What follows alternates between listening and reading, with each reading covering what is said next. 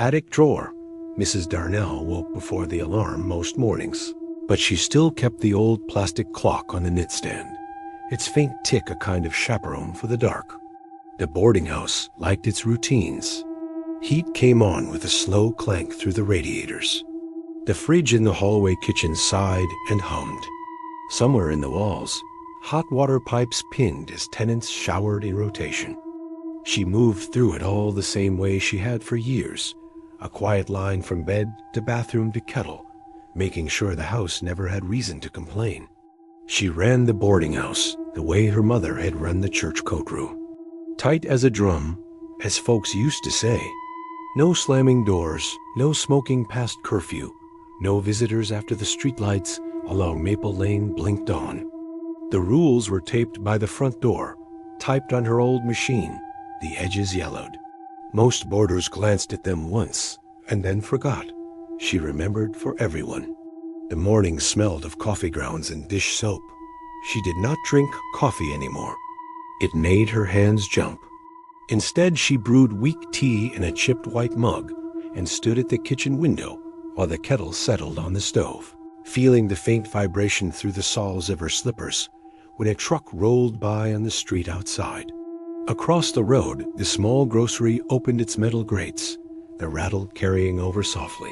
A bus sighed to a stop at the corner. These were the background sounds of her life. She trusted them.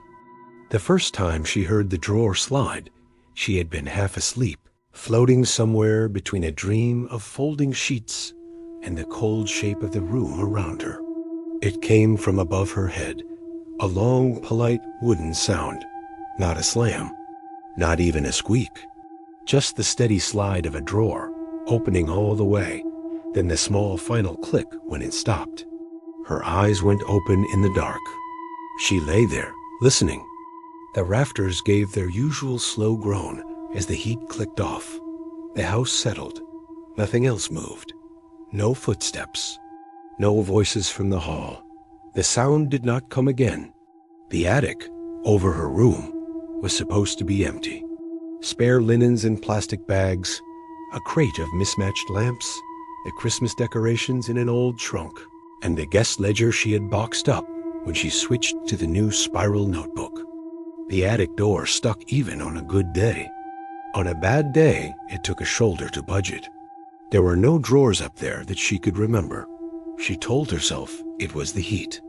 Old wood shifted. Nails eased in their holes. She had heard stranger things from these walls over the years. Once there had been a soft tapping inside the hallway radiator for nearly a week. She had pictured some trapped thing with a copper beak. Turned out to be a loose piece of metal setting up a rhythm as water rushed past it. That was all. There was always a reason if you were patient enough to find it. Still, when she made her rounds that morning, she found herself humming under her breath. A low tune, nothing she recognized. It kept her company as she checked for unwashed dishes in the shared sink and swept the scuffed stretch of hallway between the bathroom and the back staircase. She hummed as she straightened the pair of boots someone had left crooked by the rear door. The young man in room 5 opened his door as she came by with the laundry basket. He was tall and hollow-faced, with the pale look of a person who worked nights and tried to sleep through the day. His name was Joel. At least, she was almost sure it was Joel. She kept the names of all her tenants in her head like little pins stuck into a map. He stepped out into the hall in his undershirt, towel slung around his neck, dark hair damp and sticking up. His eyes were glassy, not from drink, but from something else, some fog behind them. "Mrs. Darnell," he said, and his voice sounded like it was coming from down a long hallway. "Can I ask you something?" He hesitated, thumb worrying a loose thread on his towel. The fluorescent light above them buzzed softly, a faint stutter in the hum. She waited. "I lost my name," he said finally, "just for a bit, while I was shaving." He rubbed his jaw as if to prove he had done it. Tiny nicks dotted his skin. "I looked in the mirror and I could not remember what to call myself. It just went. Like somebody wiped the board." She shifted the basket against her hip. The warm smell of detergent and cotton rose up between them. "It came back, though," he added quickly. "I know it sounds stupid. I know my name. It is Joel. I know that. But it was gone for a while." He swallowed. "I had a dream, too. Thought you should know. You were standing by my bed last night, humming. That song you were humming just now. Only you did not have your glasses on. You never take your glasses off, right?" She disliked how her hand moved up of its own to touch the bridge of her nose, as if to check. Her glasses sat in their usual place, firm against her skin. "I never stepped in your room, Joel," she said. "House rules. You know that." "That is what I thought," he said. His eyes slid toward the ceiling, then back. "So it was just a dream." He tried to smile. The corners of his mouth did not quite make it. She watched him head for the bathroom at the end of the hall, towel over his shoulder, bare feet quiet against the linoleum. The humming was still in her throat, coiled there. She swallowed it down and went to strip the empty bed in room 2, where the traveling nurse had checked out 2 days before. That night she lay in bed with the lamp off, the room lit only by the thin line of streetlight pushing past the curtains. The house moved through its small routines. Someone flushed the upstairs toilet. The compressor in the basement came on with a distant cough and then steadied. The fridge in the hall gave a soft scrape as ice shifted inside it. When the drawer slid open, she knew it by the particular grain of the sound. Not like a door on hinges. Not like something falling. It started with a tiny catch, as if stuck for a breath, then traveled in one long, unbroken line. She could picture the motion without seeing it, the gentle tug, the smooth ride along worn wooden tracks, ending with a neat little stop. Her heart thumped against the mattress. The ceiling above her looked blank and smooth in the faint light, but she could feel the weight of the attic pressing down. The air in the room thickened with the flat scent of dust, as if someone had just disturbed an old blanket right above her face, and the motes were sifted down through the plaster. She held her own breath. The drawer stayed open. She could almost imagine it waiting. The house hummed quietly around her. Somewhere a car rolled by, tires whispering on pavement. The radiator under the window ticked and cooled. When the sound came again, it was smaller. A soft push, then the gentle click of wood meeting frame. The drawer had shut. As the quiet settled, she thought she heard something else. A murmur, not quite a voice, seeping through the boards. It brushed her name, touching it without conviction, like someone testing a word they had only just learned. Not sharp enough to be sure of, not loud enough to catch in the air. More suggestion than sound. She lay awake until dawn, watching the gray build at the edges of the curtains. By the time she rose, the drawer might have been only a dream. The humming, though, stayed with her all morning. It slipped out between her teeth as she rinsed coffee cups in the sink and straightened the row of hooks by the door where tenants hung their coats. She only noticed she was doing it when she saw Joel standing in the kitchen doorway, staring. "You hear it too," he said. She turned off the tap. Water dripped from the cup in her hand onto her apron, darkening the faded flowers. "Hear what?" "That song," he said. "It is in my head. Like somebody left the radio on in another room." She set the cup upside down on the rack. The kitchen smelled of toast and old grease. The overhead light gave its thin electric whine. "It is nothing," she said. "Just a tune. Must have picked it up somewhere." He watched her a moment longer, then went to pour himself coffee. His hand shook just a little as he lifted the pot. By late afternoon, the sky had gone a flat metallic gray. Weather filtered through the old glass in a way she felt in her bones. Damp slipped into the joints of the house and into her own knees. She climbed the narrow back staircase to the attic with a bundle of clean pillowcases under her arm, telling herself she would only be a minute. The attic door stuck as always, the frame swollen. She put her shoulder against it and gave a steady push. The wood let go with a sigh. The smell of old dust and linen and dry paper rolled out to meet her. The single bulb hanging from the rafters flickered when she pulled the chain, and came up with a tired yellow glow. The attic was low-ceilinged and crowded, sloping down on either side, so that the far corners were more shadow than space. Boxes sat in uneven towers. A garment rack held 3 empty plastic hangers that tapped softly in a draft she did not feel. She stepped carefully along the center path, boards creaking under her weight. The bundle of pillowcases scratched against her chest. She could hear her own breath, and under that the faint electrical buzz from the bulb. There was no furniture up here besides a steamer trunk, 2 folding chairs, and the metal shelving along one wall that held labeled cartons. She knew each label by heart. Winter blankets, holiday records. There were no dressers, no knitstands, no drawers. Still, the sound had come from directly above her bed. She turned, judging the distance from the stair, opening to the spot where the rafters met.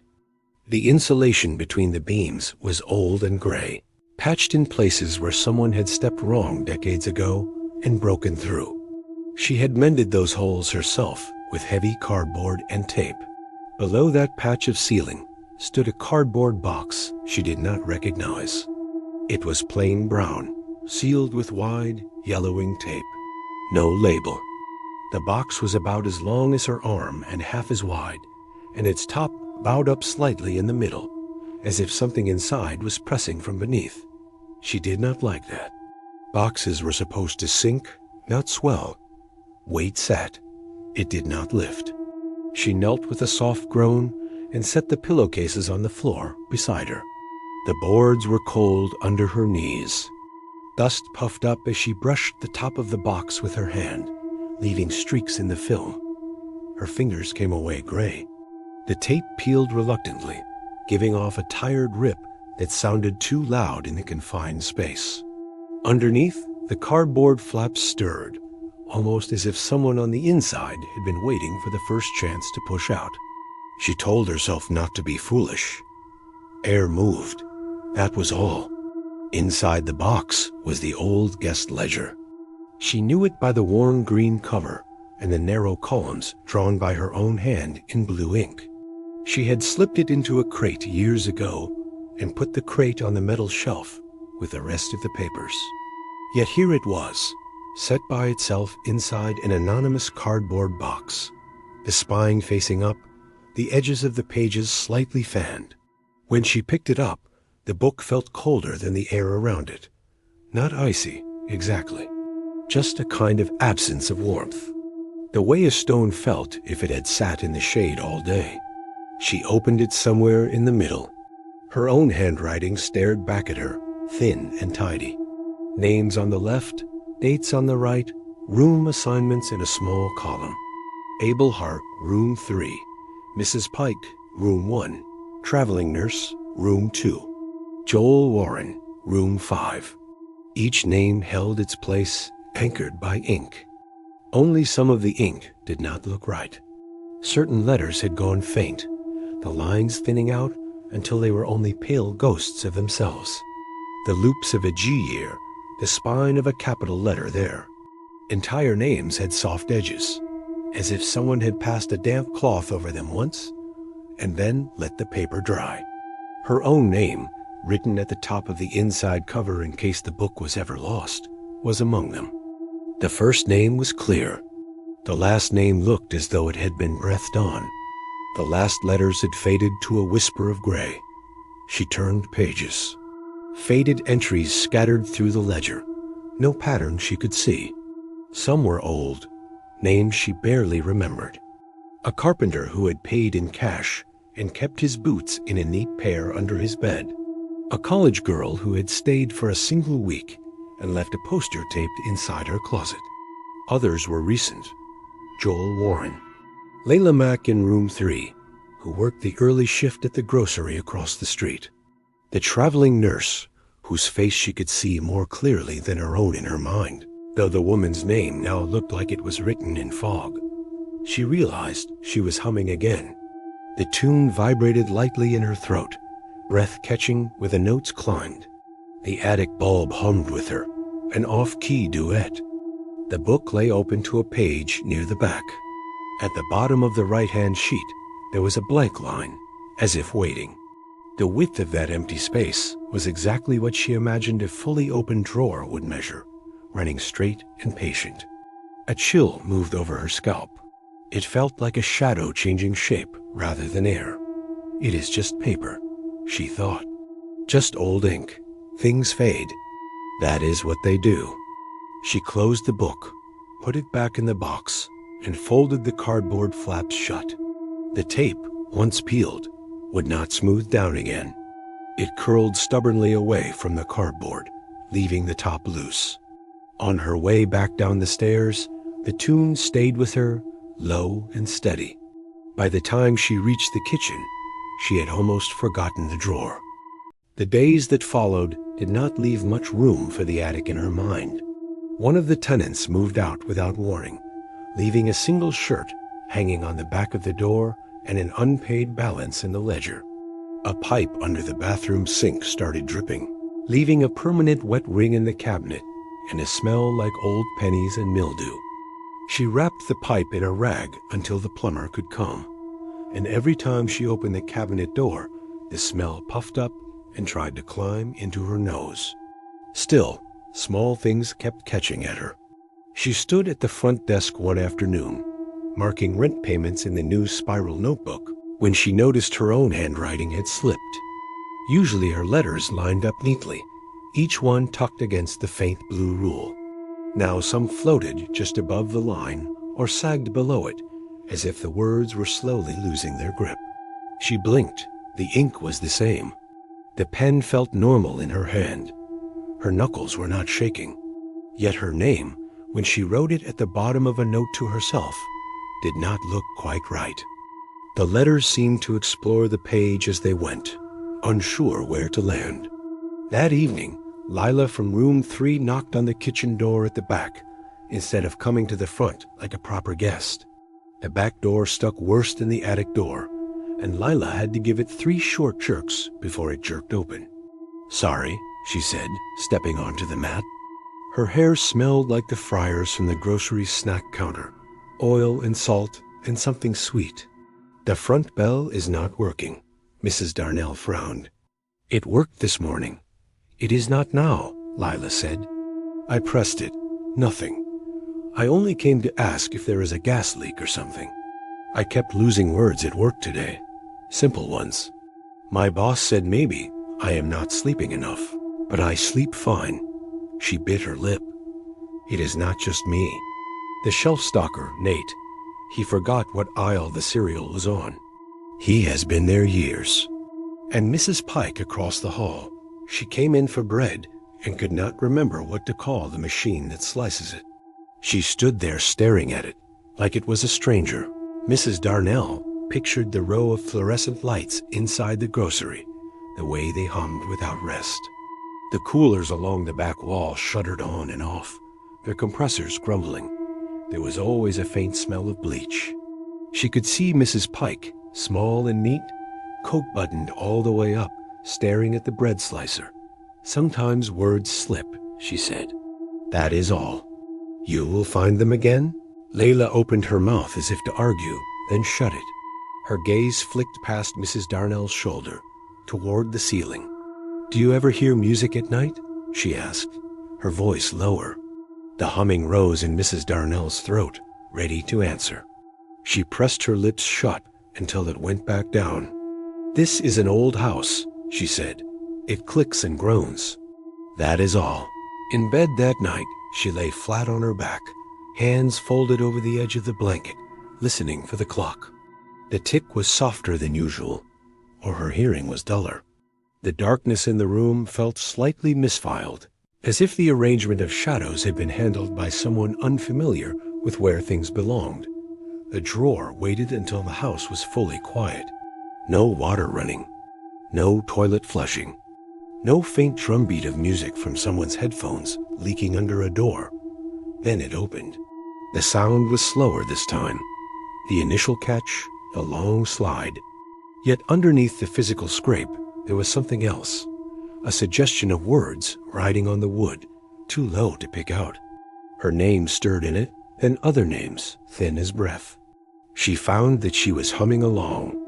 The realization jolted her. The tune had crept out of her chest without permission.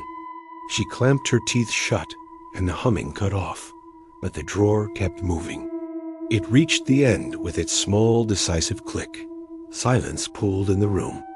Then, very softly, came the second sound, the faintest impression of paper, as if a page had been turned by someone wearing gloves.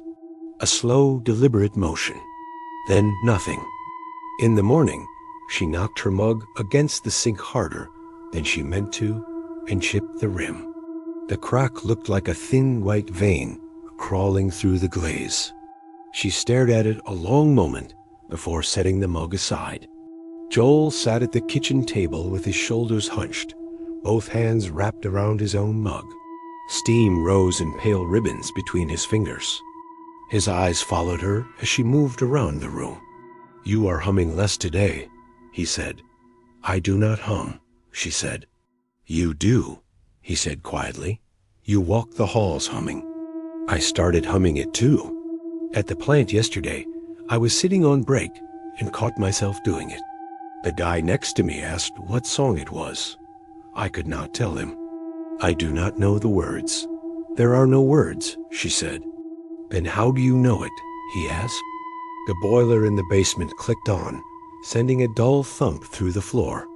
The light above the sink flickered once, then steadied. She took a breath. The air had the faint metallic taste it sometimes carried before a thunderstorm, though the sky outside the window was a clear pale blue. "Some songs just get in your head," she said. "They go as quick as they come." He held her gaze a moment longer, as if searching her face for something. Whatever he hoped to find was not there. He looked away. Later that week, a notice appeared under the front door, slid in by someone from the town office while she was upstairs changing a pillowcase. The paper lay on the mat, curled slightly at the edges from the damp air when she picked it up. Printed lines announced that a routine inspection of older dwellings was scheduled for the neighborhood. Possible gas line checks, structural review, recommendation to install new detectors. Safety first. She was to expect a visit from an inspector within the next few days. The words made the back of her neck prickle. She could imagine a stranger's boots on her clean floors, the scrape of a ladder against her walls, the blunt questions about code and compliance. They would want to look in every room.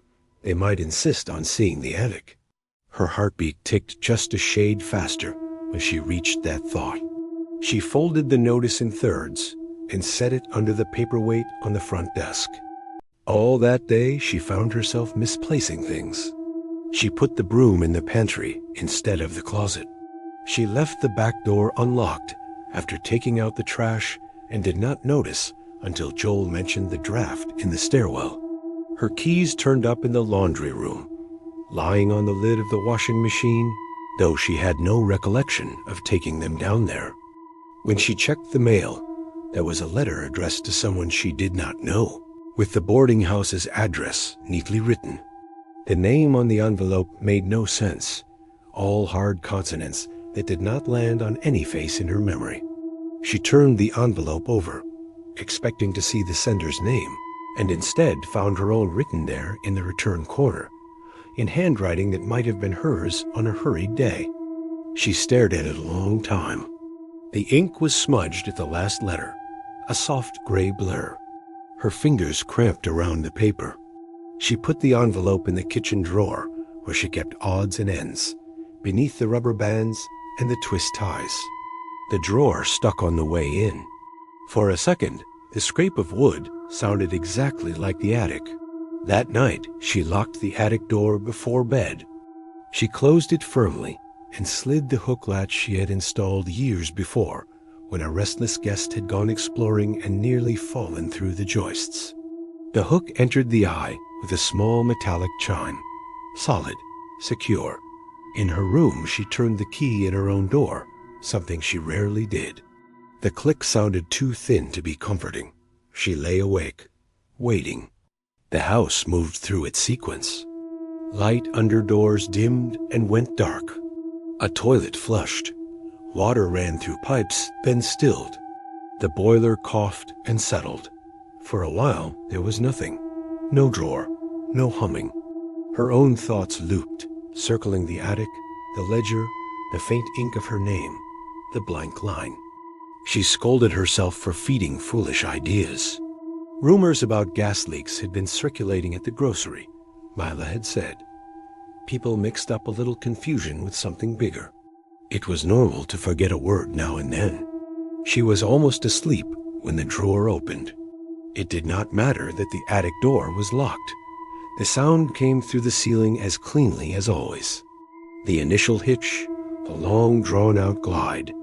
Only this time there was an extra layer to it, a kind of echo inside her chest, as if the motion were taking place there as well, ribs sliding open.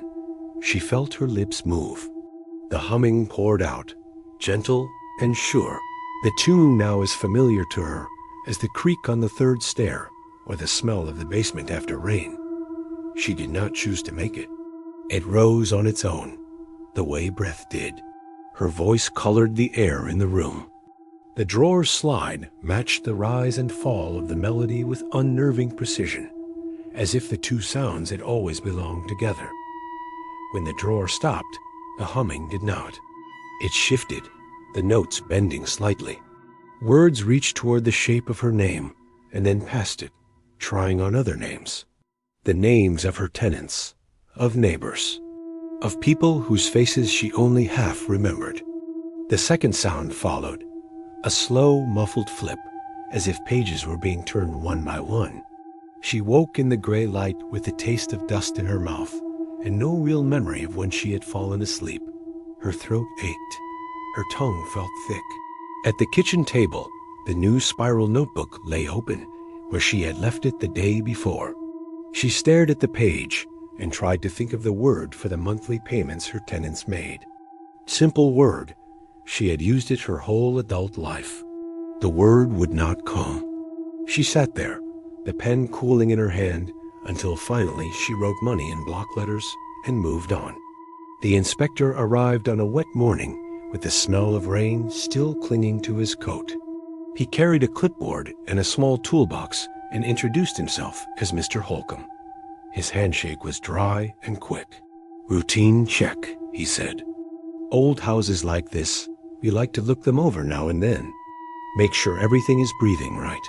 She did not care for the way he said breathing, as if the house were a creature whose lungs might fail. She walked him through the rooms, the kitchen, the baths. He took notes on his clipboard, his pen scratching over the paper. Sometimes he paused to press a round sensor against a wall or near a vent.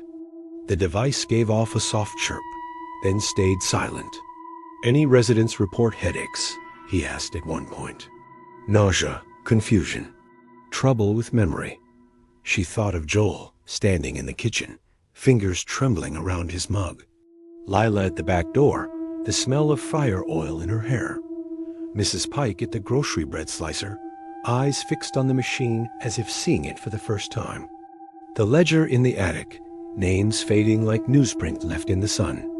"No more than usual," she said. "Usual," he repeated. "People misplace things," she said. "Forget a word now and then. It happens. We are all getting older." He watched her for a moment, and she could almost feel him weighing the answer, turning it over in his mind like a coin. Then he nodded. "Mind if I take a look upstairs?" he said. "Attic space can trap gas if there are leaks in the lines. Old insulation, poor circulation." She hesitated just long enough for him to notice. "Just routine," he said again. "If there is nothing, there is nothing. Better to know." The attic door latch looked very small in his hand as he lifted it. The hook slid aside with a metallic scrape. The door stuck at first, then gave in like a held breath. The air in the attic was cooler than downstairs, with a dry, fibrous smell. He climbed ahead of her, the boards creaking softly under his boots. The bulb came on at the tug of the chain, its light thin but steady. His gaze moved over the boxes, the shelves, the garment rack with its empty hangers. He knelt by a gas line that ran along the nearer wall and pressed his sensor against it in spots. The device remained quiet. She stood back, arms folded over her chest, watching. His eyes came to rest on the cardboard box near the patched section of floor. "What is in there?" he asked lightly. "Anything heavy. Old papers," she said. "Papers do not breathe," he said with a small smile. "Should not be a problem." He moved on, tracing the line of the rafters with his flashlight, checking for signs of water damage or sag. His beam passed over the box without lingering. The box was closed tight. The tape, she noticed, lay flat now, as if it had never peeled. When the inspection was done, he gave her a paper from his clipboard. "No critical issues," he said. A suggestion to consider upgrading the detectors in the hallways, age of the system, and so on. He shook her hand again at the door. "Everyone seems a bit scattered lately," he said in a casual tone as he tucked his pen behind his ear. "I have been in half a dozen homes this week. Folks complaining about forgetting small things. Keys, birthdays, names. Could be stress. Or maybe there is something in the water." He chuckled. "That was a joke. We test the water plenty." He stepped out into the rain and walked away.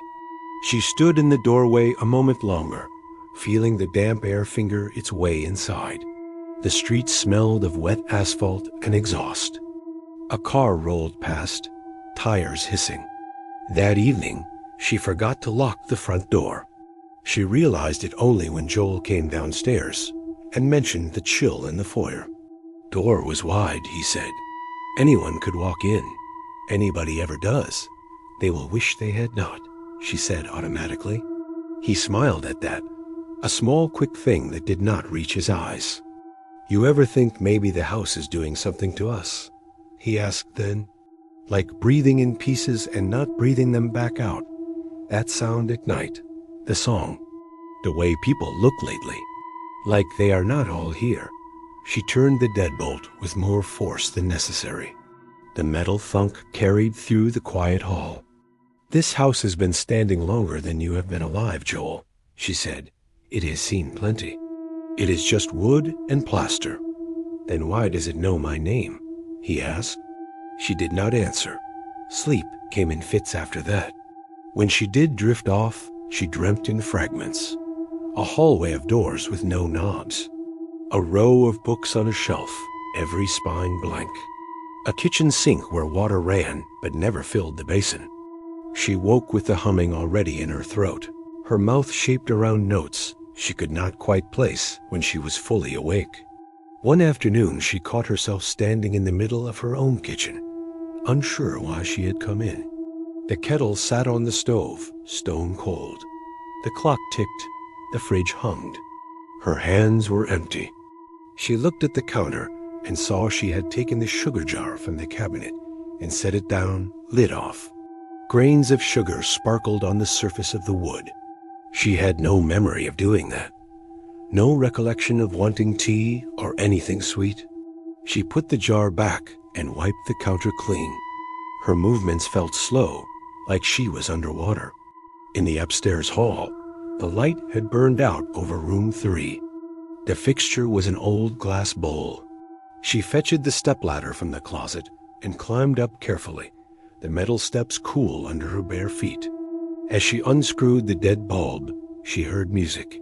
It was not the humming this time. It was a thin, tinny melody, as if leaking from a set of headphones somewhere nearby.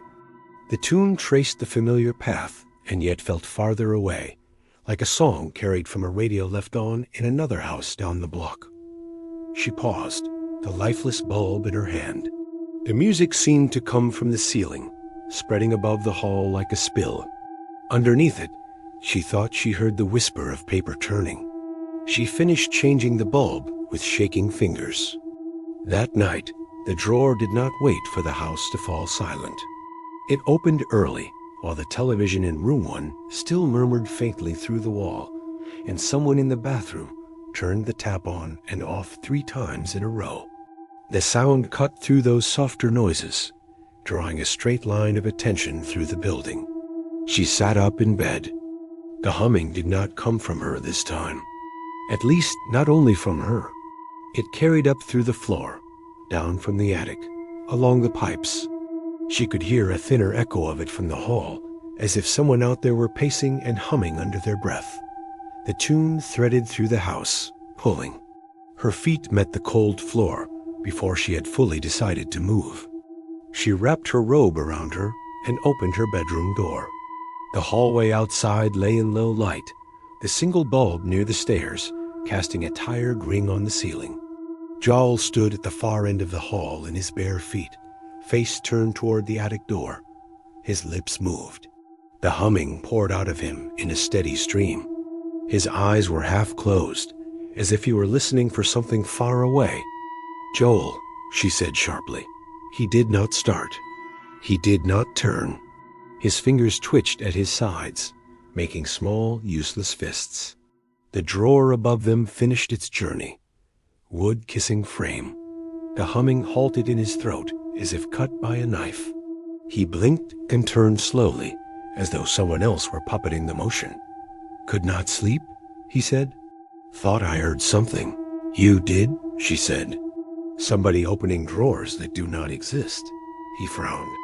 "I know there is no furniture up there," he said. "I went to look the other night. I do not remember climbing the stairs, but I was there. I was humming, and my hand was on a box I have never seen before. When I woke up, I was in bed. You should not be opening things that are not yours," she said. Her voice sounded thin in her own ears. "It opened itself," he said. They looked at each other across the narrow hall, with the attic door between them. The house breathed softly around them, its lungs full of dust, old air, the faint electric smell from the light fixture. "Go back to bed," she said at last. He hesitated, then obeyed. His door clicked shut with careful finality. She stood there a moment longer, listening to her own heartbeat in her ears. Then, before she could talk herself out of it, she went for the attic key. The latch felt cool. The hook swung with a small, unnatural eagerness, as if relieved. The door stuck as always. She put her shoulder to it. The wood gave way. The attic felt different at night. The bulb's light reached only a small circle, leaving the corners strung with thicker shadows. The smell of dust sat heavier, flattened by the dark. The roof creaked, adjusting to the night air. The cardboard box by the patched section of floor waited where she had left it. No tape sealed it now. The flap stood slightly open, the edges curled back. She knew, even before she reached it, what she would find inside. The ledger lay open. She did not remember opening it, only the sensation of her fingers resting on the brittle paper, the pad of her thumb following a line of ink. Names lined the page. Some she knew at a glance. Mrs. Pike in room 1. Leela Mack in room 3. Joel Warren in room 5. Others belonged to people long gone. A man with a suitcase full of religious tracts. A divorced teacher who had once cried over a broken radio in the kitchen. Printed in the same thin script as the rest, halfway down the page, was a word that took her a moment to recognize. It was her own first name, all by itself. No last name, no room number. The letters were new, the ink darker, as if written more recently than the entries above and below. The line where a surname should have gone lay empty, the pen never having reached it. Above her, the rafters called with a long, low groan. The house shifted its weight. Her hand slid down the page almost against her will, past her solitary first name to the next line. It was blank. Just the faint guiding line of the page and nothing else. She became aware of humming. It came from everywhere and nowhere, from the bulb overhead and the floor beneath her knees and the empty air between the boxes. It rose through her chest and out of her mouth, matching the pitch exactly.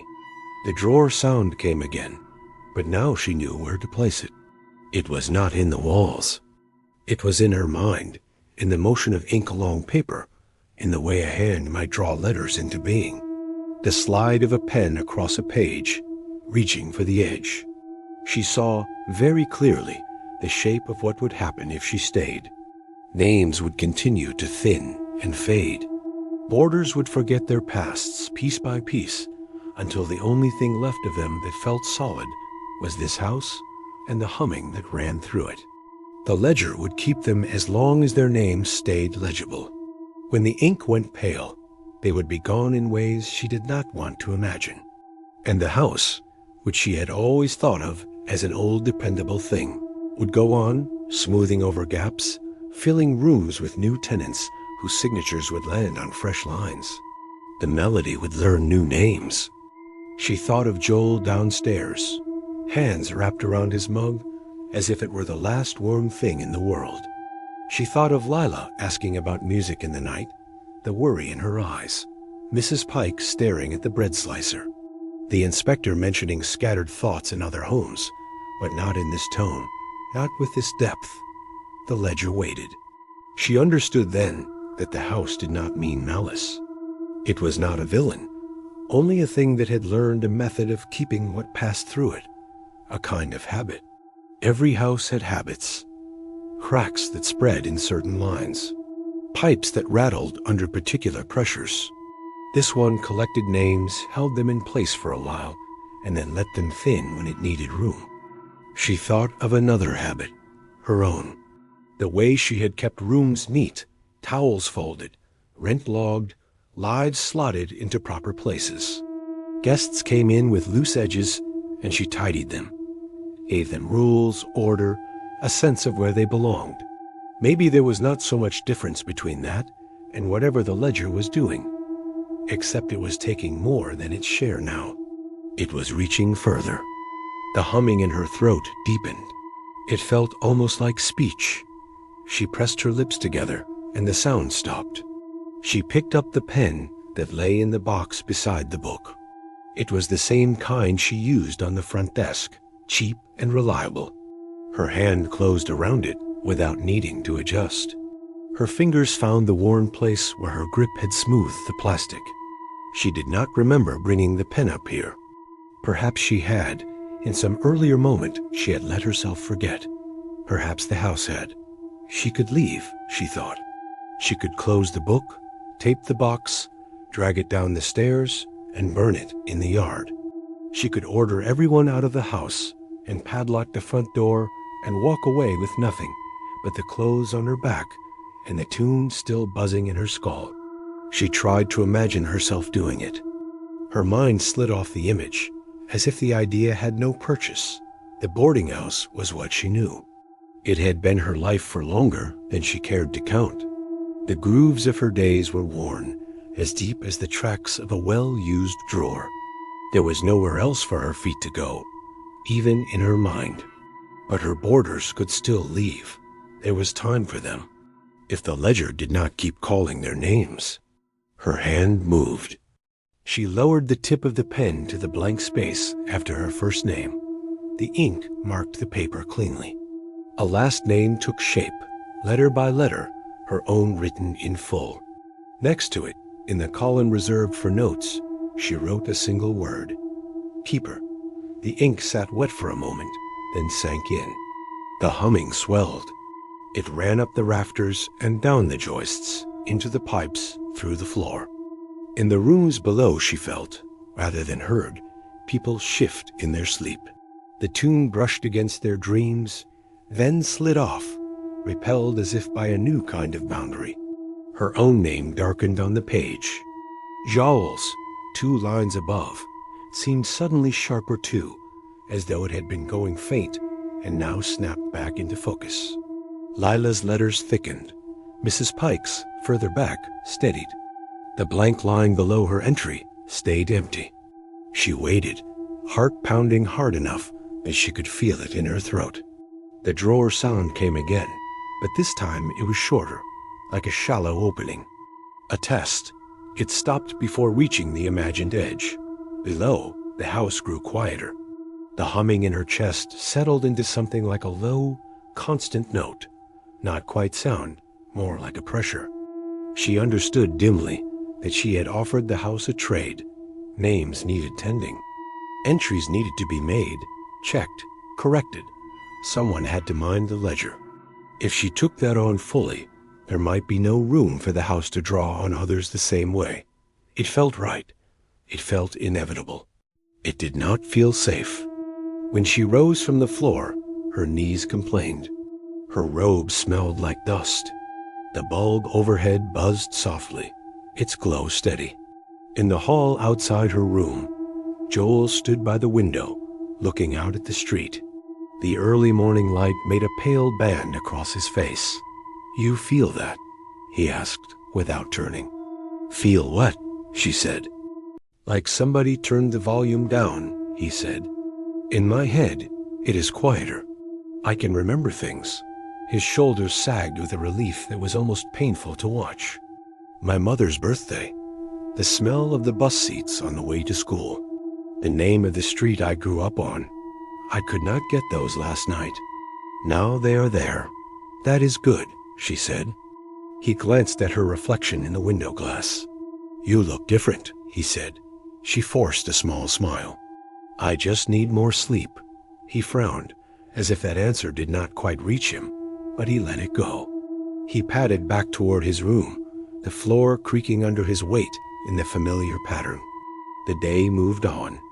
The grocery across the street rolled up its grates. The bus sighed at the corner. Mrs. Pike left her room wrapped in her scarf and came back later with bread, calling the slicer by name as she told someone on the phone about her errands.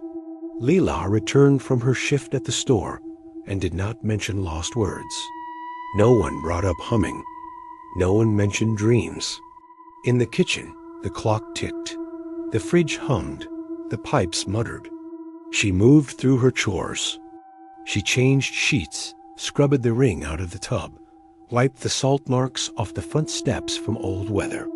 Her hands went automatically to the right shelves, the right drawers. Except one drawer. When she needed a rubber band and opened the drawer where she kept them, her mind went blank for a second. The sight of the utensils and twist ties and loose screws meant nothing. They might have been artifacts from someone else's life. Then slowly, their names filtered back in. Knife, spoon, opener. The word drawer itself took a heartbeat longer. She closed it carefully. On the front desk, the new spiral notebook sat open. She looked down at the list of names against the page, each with its column, its neat line. For a moment, the letters wriggled, as if trying to rearrange themselves. Then they settled.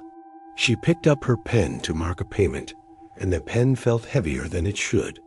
The plastic warmed under her grip with a sluggish heat, as if she had been holding it much longer than a few seconds. The doorbell rang. Its chime sounded slightly off. A note flattened at the end. She went to answer it. A woman stood on the porch with a suitcase at her feet, collar turned up against the wind. She looked like any number of boarders who had come through over the years. Tired eyes, polite smile, a sense of carrying too much and not enough. "Do you have a room?" the woman asked. "Just for a while." Mrs. Darnell considered the question, the suitcase, the breeze pushing cold fingers under the hem of her cardigan. The tune rested at the base of her throat, quiet but present. "I have one available," she said. "Short term or long? Depends," the woman said. "On how things go." "They always do," Mrs. Darnell said. She took down the woman's name and wrote it in the new notebook.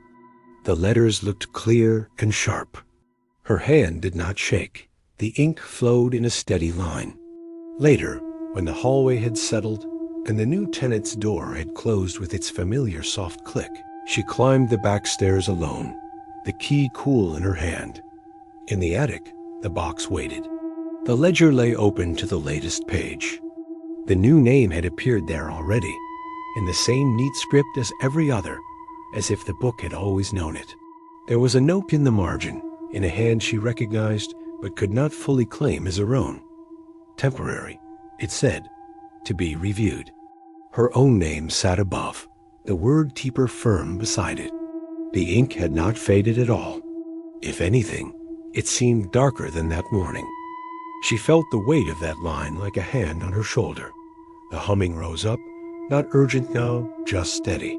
A tune that knew it would be sung for a long time. She listened.